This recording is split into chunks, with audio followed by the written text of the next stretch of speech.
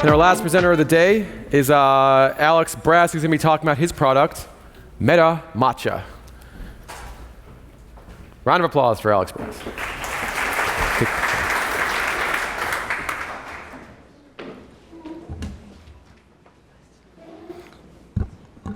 Hi, my name is Alex Brass, and I'm the creator of MetaMatcha.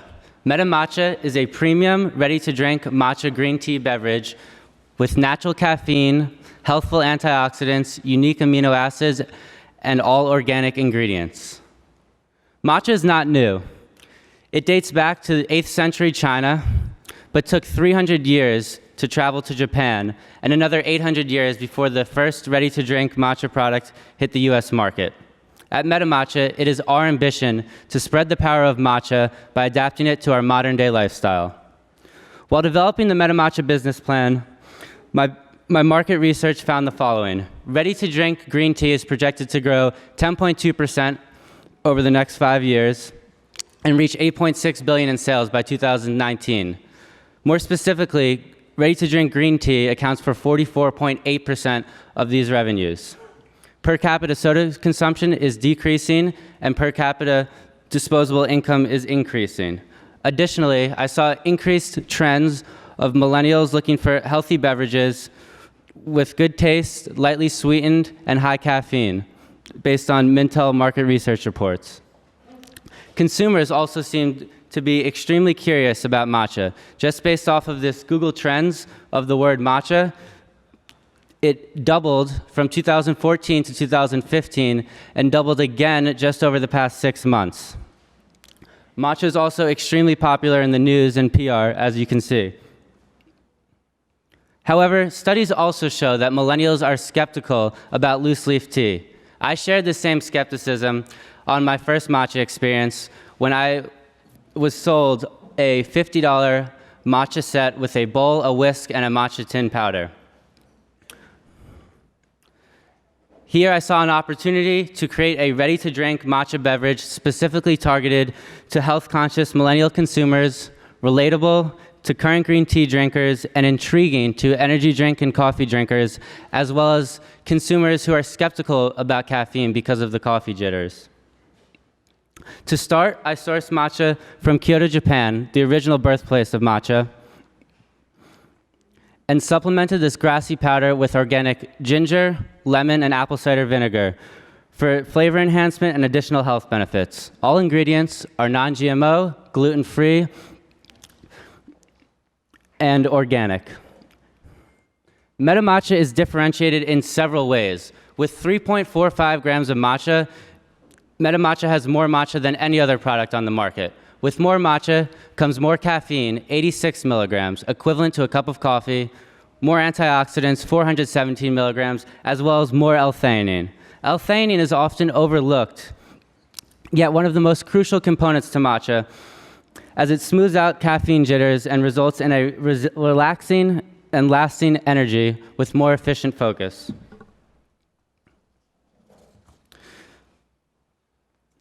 MetaMatcha is extremely versatile as we have a 1-year shelf life and can compete in both the refrigerated and non-refrigerated sections. Additionally, with a $3.49 retail price, MetaMatcha is priced as a daily drink option and has an extremely high amount of function. In addition to these advantages, as an emerging brand, MetaMatcha is operationally nimble and can quickly adapt to consumer feedback and overall changes in the marketplace. We have already begun redesigning our label to make the MetaMatcha brand stick out on the front. We are strategically targeting millennials, more specifically health-conscious individuals, yoga enthusiasts, and green tea drinkers.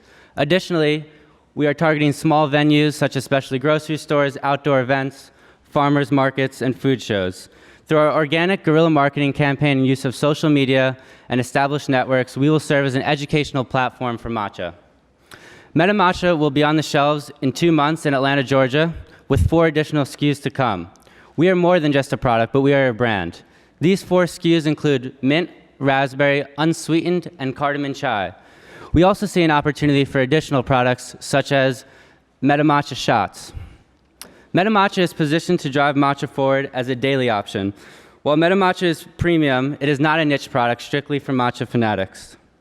It is for anyone who wants an affordable, tasty beverage with productive energy. MetaMatcha is more. More matcha, more flavor, more energy, more healthful, more convenience, more economical. Matcha madness is upon us, and MetaMatcha is leading the charge. Thank you.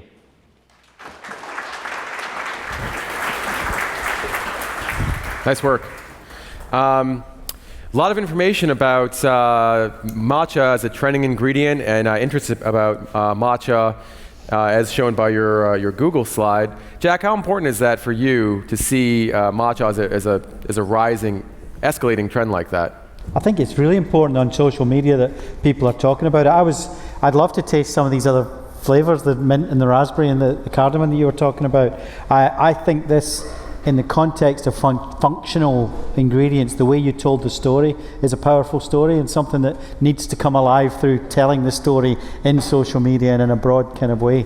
And I actually quite like the way you've got the packaging. I think it's crisp in terms of the way that comes out, and it makes you understand it pretty well. Mm-hmm. Jeff, what do you think of the product? What's your initial thoughts?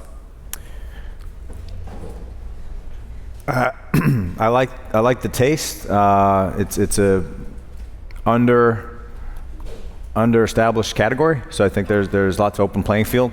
There's good benefits to matcha health-wise, and so I think timing and space is right. The package upgrade, I think, is a good thing. I think there's room for improvement there. And the lawyer did freak me out a little bit yesterday. So, so the sustained energy and enhanced focus claim, did you get that kind of the blessing of an attorney on that one? Just curious. Yes, to a degree, but I'm going to look further into that before I put my product on the market. Okay, those are kind of my initial observations. Okay. Laura, Jeff accurately pointed out that it's still an evolving category, especially in RTD. Does MetaMatcha fit the bill for, okay, I have a whole bunch of matcha products, this might be the one that I'm going to put in my portfolio? I think it definitely has some potential to do that. I hesitate a little bit. I feel like such a packaging snob when I come up here, but it's a big bottle. It reminds me of salad dressing for some reason. Like, it just doesn't scream beverage to me.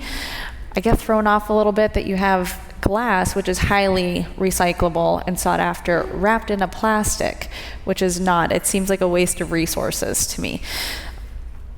So there's certain aspects of it that I like. The matcha, popular. Green tea, popular. So I think it definitely has some potential, but I just don't know if it's quite there yet for me. Mm-hmm. So real quick, I am changing the packaging in the next few months. Okay. Rebecca, I'm sure Coca-Cola has looked into the matcha category and potential for a matcha-based drink. What do you think about the branding for MetaMatcha? Well, it's very clear on who it is, which I like that, but I feel like it could dial up some emotional engagement with you. It's so focused on the functional. The claims are obviously a huge concern for us, or for anyone, obviously. And there's mental clarity, there's energy, there's antioxidant. There's a lot to work with. I think you just got to figure out which one you really want to fight the claim on and know what you are and what you're going to stand up for. Mm-hmm. John, Bill Weiland was up here yesterday and talking about how he's kind of a matcha snob. I don't know if that was his word or not. I apologize, Bill, if that was not your word. But you know a little bit about matcha yourself. What do you think of the taste of this product? Yeah, I'm sure Bill is like at a whole other level of zen on matcha than me. It's kind of a disturbing thought, actually. But anyway, I think this stuff is drinkable and good. I feel like it's something that's maybe a little interchangeable with other brands that are out there. Again, I feel like you're hitting me really hard with like how, good it is for me. And like, I just drink matcha because it tastes good and, it's a different tea experience. And I think that's something that feels a little lost in this. As far as the packaging, I would just, kind of reiterate what was said. I know you're changing it, but like, I really feel like seeing the label and something that's a little more, I don't know, looks like a paper label type of thing might be good for it. Don't really like the shape of this, it's barbecue sauce to me, but, I think there's something there, but it feels, kind of rough right now, so. Mm-hmm. Jack, Rebecca, did you want to say something? I'm sorry. Jack, you got the last word here. You talked about Chobani as being the fastest growing brand from $1 to $1 billion. And it's interesting, matcha for a product like MetaMatcha, what do they need to do to really get to that mainstream and attraction? Well, I think there is, to get to the mainstream, there is a communication on the function that, although it is kind of a bit overwhelming when you hear it, I think the great population are pretty unaware of what the functional benefits are or not, and it is a concern if they're not those functional benefits. This idea of concentration and building concentration is one of the key trends in terms of foods, and I think it's about making that really come alive. If it's true what you claim, I think it's a really powerful one, and I think to make that happen, you've got to tell the story a lot. Outstanding. Great job, Alex. All right.